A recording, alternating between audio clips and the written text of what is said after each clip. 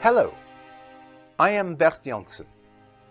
Welcome to the next episode of the series of short videos in which I explain the book, The Organizing Principle, There Are No Coincidences. In the previous video, I talked about shapes that have been discovered in the fields of England. And those shapes were hiding geometries which were very, very hard to explain. In this video, I will show how shapes and geometries are also hiding in the landscape.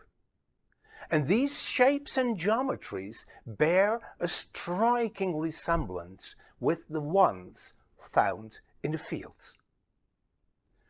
The first person to write about these shapes and geometries was Sir Norman Lockyer, professor at Imperial College and the founder of the scientific magazine Nature. In 1905, Lockyer writes in Nature, "Stonehenge, Old Sarum, and Grovery Castle occupy the points of an equilateral triangle of exactly 6 miles in the side." And he wrote, "The center of Stonehenge, Sidbury Hill to the northeast, and the earthworks of Grovery Castle and Castle Ditches to the southwest all lie exactly on the line indicating the summer solstice." So, there are geometries and straight lines hiding in the landscape. The man that made these straight lines known to the world at large was Alfred Watkins.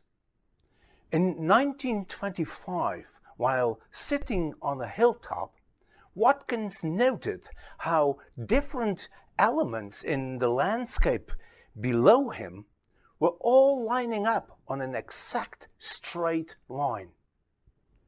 This triggered the curiosity of Watkins, and he started studying the landscape and maps, and eventually he wrote the book The Old Straight Track, in which he showed that the English landscape is littered with these strange straight lines, which he called ley lines.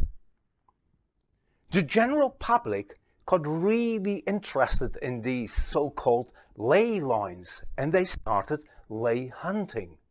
And branches of the Old Straight Track Club popped up everywhere in England. The most famous of these lines was in 1967 discovered, uncovered, recovered by John Michell.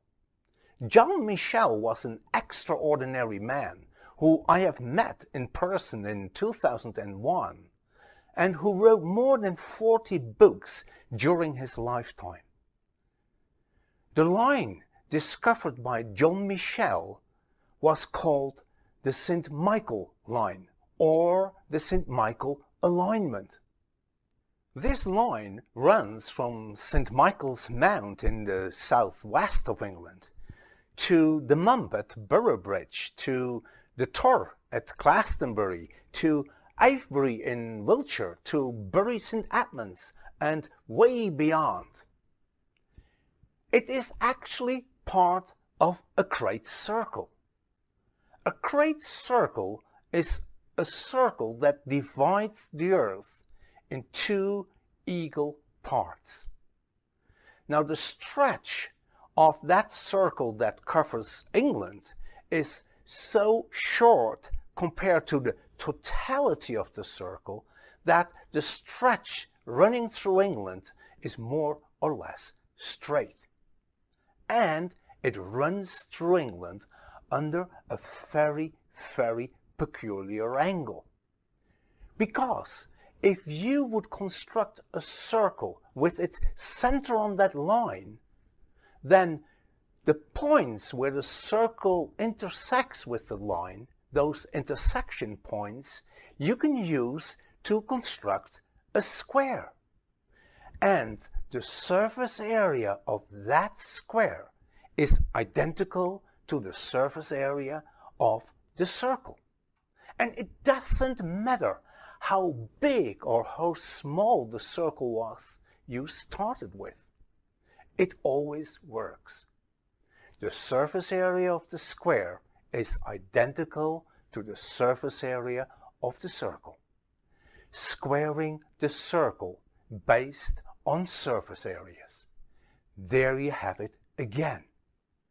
And remember, squaring the circle is at the heart of many of Jung's mandalas. Mandalas that give access to your unconscious, to absolute knowledge. And now it turns out that one of these squaring the circles is hiding in the landscape of England. And it is not the only one. In the next video, I will show you another squaring the circle hiding in the landscape. And that's only the tip of a huge iceberg, as you will recognize in the videos that follow.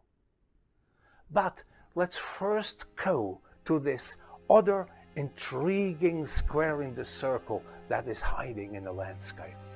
Let's go to the next video. I see you there.